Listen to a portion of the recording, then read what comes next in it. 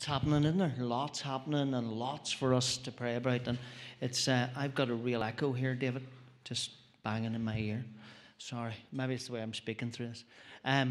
It's great that it's, maybe my age is showing through, that my ears are ringing a wee bit. But it's great to get a chance to chat today about prayer. And it's great as we've been looking over our foundations and some of the things. It's give us a chance to look at these things afresh, and some of the things that are foundational to us. Amy last week shared so passionately about the church, but if you know Amy well enough yourself, you'll know she's very passionate about the church. And the week before, Neil shared about the Bible.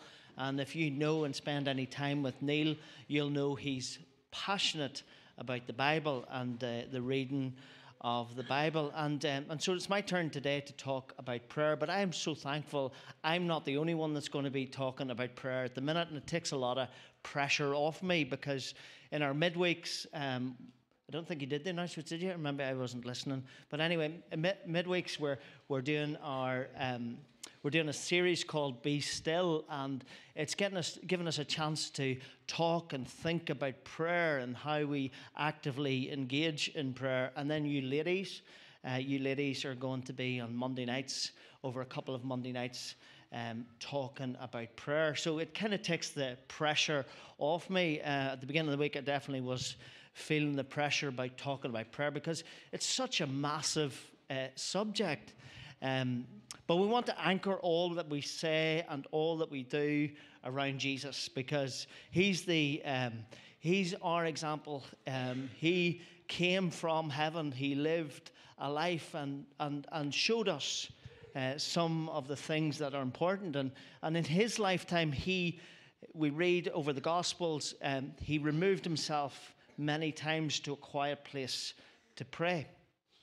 He was intentional about prayer. That came up one night in our midweeks, as we had that just time to discuss together on Zoom. He was intentional about his time with the Father.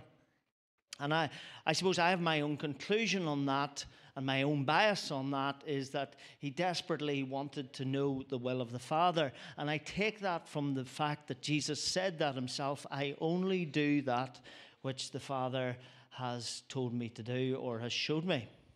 Now, I love prayer. I really do. I love to pray. I probably don't do it enough, but I do love to pray. And I'm a bit like Wendy. Wendy loves to sing in the car, isn't that right, Wendy? And you've shared that with us. Maybe more others do as well. But I spend most of my time when I'm driving, I am praying. I've always prayed from an early age. What age are you? 8? Well, I probably prayed from I was 8. My dad loved to push me and my brother on in certain things. One of the things that I did as a young boy, when I was 9, 10, and 11, was I did some show jumping. And I had a pony, and the pony was small, and I was small, but the pony had a mighty leap, and it could jump well over the height of itself. And so my dad would bring me to competitions all around the countryside, because this pony had a mighty leap. And I would hold on for dear life and pray and say, Lord, just help me hold on here. I know the pony's going to get across, but I'm not sure whether I'm going to get across this jump. And I'm telling you, as playing, that's not a made-up story. That's actual fact. And so I remember crying out in prayer, as many have indeed. Mentioning my dad and prayer, my dad's 94, as most of you know, and all of his life ends his day with prayer. Sorry, I shouldn't get... Anyway, that's what he does. He kneels at the side of his bed every night and prays. And I could tell you story after story about prayer, being surrounded by prayer, being a product of prayer. When I was 3 years of age, I had a very, very bad accident on the farm. And today I run and play football, and some of you say play football pretty well. But my diagnosis at that time was I would never run. I would never be able to play sports. And as a result of prayer, as a result of a community of praying, I am as well as I am today. And prayer is this amazing thing. But the problem is, where I'm concerned, is it's nearly, in a crisis, it's nearly the last thing I do. I react, or I speak out. I try to fix something instead of doing what we're meant to do. As the old hymn would say that I have here before me, what a friend we have in Jesus. Take everything to God in prayer. Martin Luther King said, to be a Christian without prayer is no more impossible to live without breathing. And I think I agree with that statement. It's nearly like every second word, every something is a prayer. And I look around the room and I see people here, and I know most of your stories, and I know most of your connection, or I know most of your time and your value you place on prayer. This ability to be able to communicate with God freely. We've all needed times of prayer, haven't we? Maybe you're sitting in the room and you're maybe in a season of prayer. Maybe you're waiting on an answer. You're journeying through something difficult and your heart is crying out to God. Or maybe you're at the end of a season of prayer and the answer has come. And or maybe you're just sitting here on the edge of your seat, and as we're talking about prayer, not alone me, but in this season of our church, as you're talking about prayer, you're thinking, I must engage in prayer. And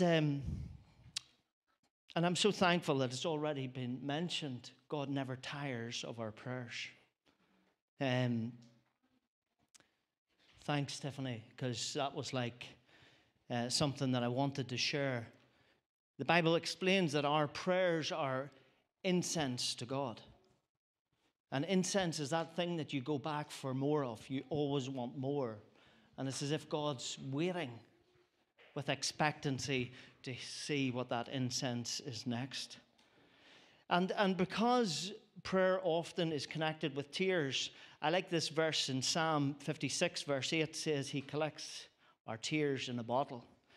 He knows every prayer in anguish that we have prayed. He knows every time that we have cried out to Him. He records it there and then. And so I've already said that it's a big topic, and I've really had to wrestle this week on what I would share in prayer. I was thinking about sharing about persistent prayer, as Jesus talked about it in Luke chapter 8, where He told a story of a woman who would not give up, and Jesus said, be persistent in your prayer. I thought about sharing something out of James, the effective fervent prayer of a righteous man attaineth much. James, the brother of Jesus. How close could you be to Jesus than that? Or about that, out of that passage in Romans 12, that brilliant passage that the church is so built upon, where Paul writes and says, honor and love and be of spiritual fervor and serve one another. Be joyful. But he said, be faithful in prayer. Give yourself to prayer.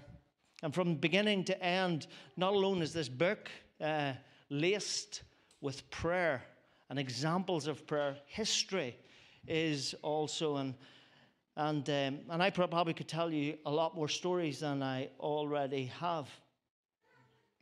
Prayer, and so as I prayed and wrestled with God, and I'm telling you, this was a wrestle to get to this point, and I'm glad I have wrestled. I felt God give me a picture of a diamond.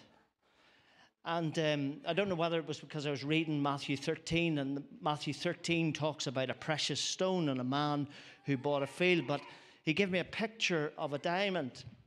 And prayer is like a diamond. It has so many facets. You can look at it from so many different angles, and you can be amazed at it. You can talk about the postures of prayer, the preferences of prayer, maybe people of prayer, or answers to prayer. Now, I just want to say this. My experience of prayer at this point is every prayer I've prayed, the answer has not always been yes. Some has been no, and some have been wait. And so I'm just very conscious of that. Sometimes people paint this picture like it's like a magic box. You just put up the prayer and all your answers come down right away. But as I prayed and meditated, I felt I saw a picture then of someone with a microscope looking at this diamond. And so I Googled that, and that's called a gemologist. You're not impressed? Nobody impressed with me that I know now what a gemologist is. And a gemologist takes a real deep look at this diamond, and then they will value the diamond on a couple of things.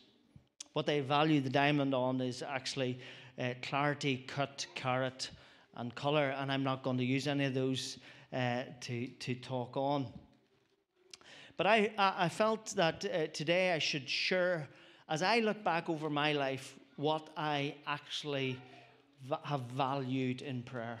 As I've intentionally prayed, as I've poured my heart out to God, those times that I've got alone with Him or had to get alone with Him, had to be persistent with Him, had to be persistent with prayer.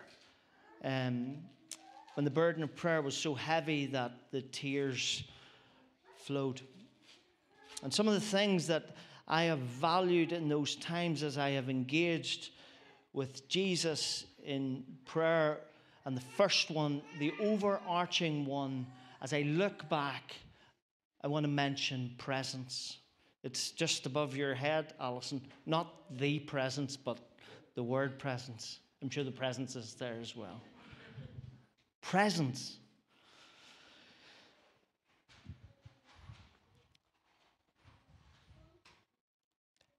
You know, when you look back to a difficult point in your life, when I look back to the difficult points in my life, none of them which I would like to maybe relive, there's one thing that I think everyone will comment on, those who give themselves to prayer, is how close the presence of God is in those times. He draws close. He is always with us, don't get me wrong. But it seems like there's a greater awareness of His presence.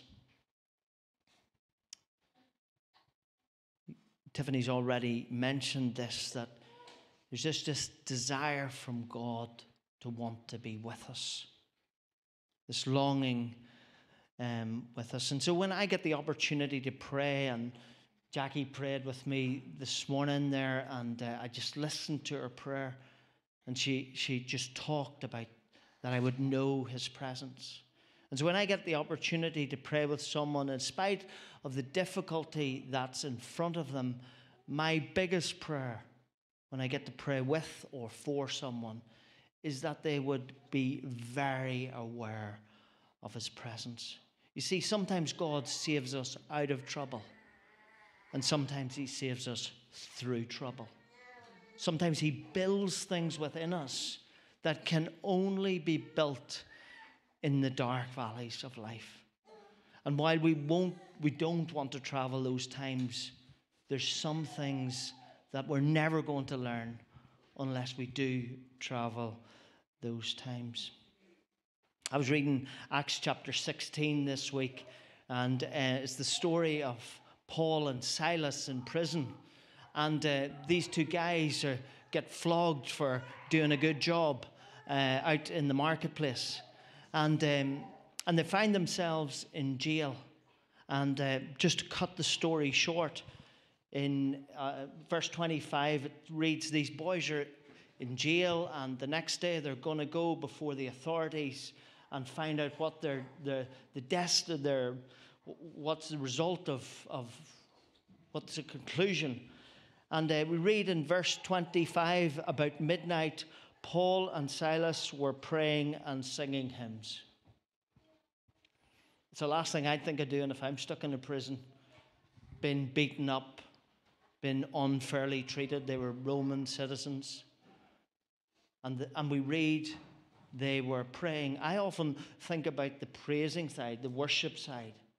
But they were praying. What would it have been like to be in that room? And maybe it's because they valued God's presence more than feeling sorry for themselves in that moment. Anyway, tell you a story about Amelia. She's out of the room, which is easier to tell her a story. I did ask her permission, but and I hope it reflects something of the heart of God. When we're putting our children to bed, Erin, first of all, you put her to bed and she's like, get over with whatever you're going to do, like as read me a story and pray with me, and get out of my room because I'm for sleeping. Ethan is a wee bit like that, so sometimes he wants you to stay and sometimes it's like, I need to get my head down, I need to get this. They never tell you this, but you can read the body language. But Amelia, where Amelia's concerned, Amelia would happily have one of us, sit beside her every night till she nods off to sleep. Now, we don't do that because I don't know why we don't do it, because we're too busy. She just loves our presence. And I'm so glad, as I thought about this the other night, as Amelia pleaded with me to stay another 5 minutes. Stay another 5 minutes, Dad. I just thought about that. You know, God is not stingy with his presence. He's not like me. He's not preoccupied. He's not stressed about the next thing, or he's not selfish about having his own time. And so one of the great things that I've learned in the times of prayer is to value his presence. Mother Teresa said, prayer enlarges the heart until it is capable of containing God's gift, and that is of himself. And that's really, you know, should be our big goal, our overarching thought as we enter prayer. Do you ever notice, I thought about this yesterday and the day before, do you ever notice it's easy to be with people who value God's presence? Who prioritize God's presence, who intentionally seek after God's presence, and as a result carry it. They're usually people of hope. They're usually people who will fill you with hope and encourage you. Moses in Exodus 33 said this, a man who wanted to see his people set free and gave himself to lead those people out of captivity. When God said to him, you go on up, you go on ahead on up into the promised land, he says, we're not going. We're not going unless your presence comes with me. The second thing that I thought about in those times of prayer, as I intentionally sit in his presence, something else changes within me. And that's perspective. God wants to change our perspective. Firstly, in light of who he is, then we see who we are. Did you notice? Do you know this? I'll confess to it. We all suffer at times from what you call identity crises. Sometimes we have an overvalued view of ourselves, and sometimes we have an undervalued view of ourselves. But the Bible says that we are to humble ourselves. And humbling yourself doesn't mean that you take a less view of yourself than God does. It doesn't mean that you lie down and have a woe party. To humble yourself is to take the right view of who you are in the light of who our Maker is. And I in so many verses, humbling and prayer is so connected. Like in that famous verse in 2 Chronicles 7, if my people who are called by my name would humble themselves. And the end of that is that he would pour out his blessing. Or maybe 1 Peter 5 verse 6, where Peter says, humble yourselves under the mighty hand of God, because in proper time he will exalt you. Have a right perspective. And so as I sit in prayer with the right perspective, I'm going to see how great he is. Sometimes I think I'm great. But when you sit with the right perspective, it's him who is great. Sometimes I think to myself, I'm strong, I'm compassionate. I've made sacrifices. But when we get the right perspective in his presence, we see he is strong. He is compassionate. The sacrifices we have made are nothing compared to him. And so, perspective not alone helps me see who I am correctly, but it also helps me to see others as God sees them. And so Paul, I shared this last Tuesday morning as Paul writes to Timothy in 1 Timothy 2, that we're to pray for all in all situations, those in authority, kings and rulers, because this is what God's desire is. God's desire is that all people would be saved and come to the knowledge of truth. All would come to the knowledge of him. He desires that in spite of all that's going on and all the difficulties and all the struggles, his desire is that all would know him. And then the third thing is plans. As I linger in his presence, I believe he wants to share his plans. You see, God has a plan. This plan was created. Ephesians 2 verse 10 says he has a plan for our lives which has been created before the beginning. And God's desire is that we would partner with him in that plan. I don't know about you, but I have loads of plans. I have loads of plans for my own life, for my own family. I have loads of plans for even this place. If you have a conversation with me, I probably have plans for you too. But they're earthly plans. God has a heavenly plan waiting. And the narrative of Scripture is this: he wants to share and he wants us to participate in his plans. Not our plans, his plans. And so prayer is helpful. It helps us to align our hearts with his plan. And so I find prayer is helpful. This what did I call him? Gemologist had 4 things, and I've got 3, and I thought, that's not going to work. So I've got one more P. And I think this is important. My last P is a people. A people has been so important for me in prayer. And I'm so thankful for so many people in this room that have journeyed with me in prayer. Amy talked so passionately about the church.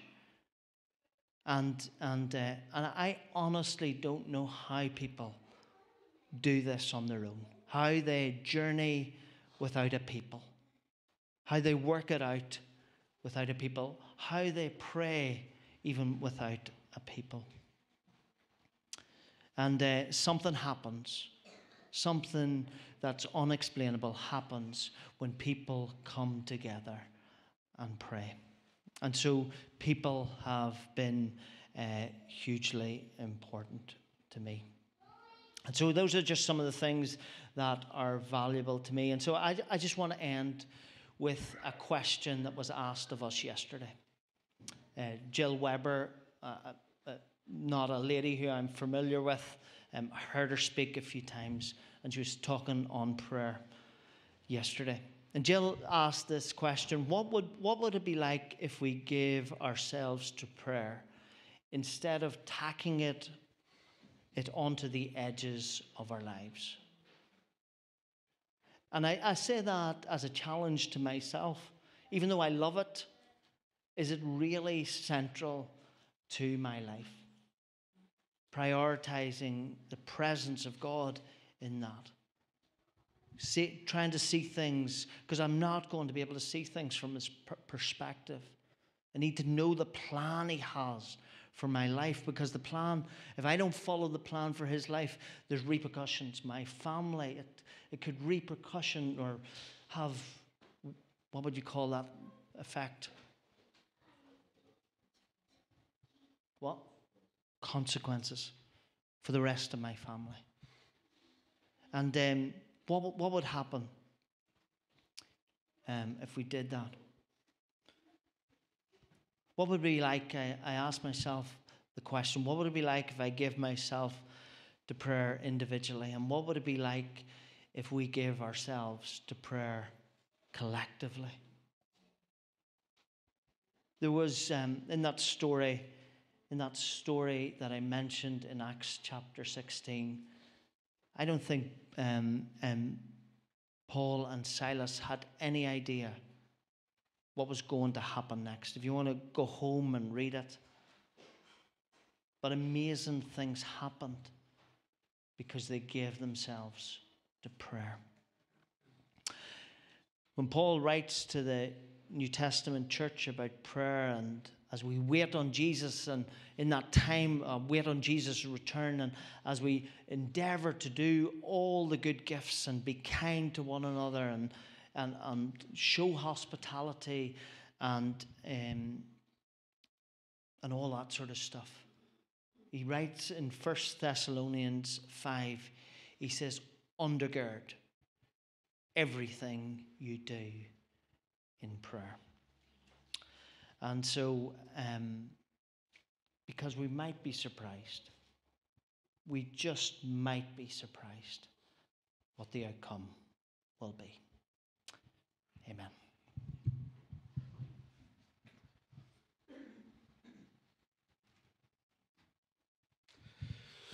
Good stuff.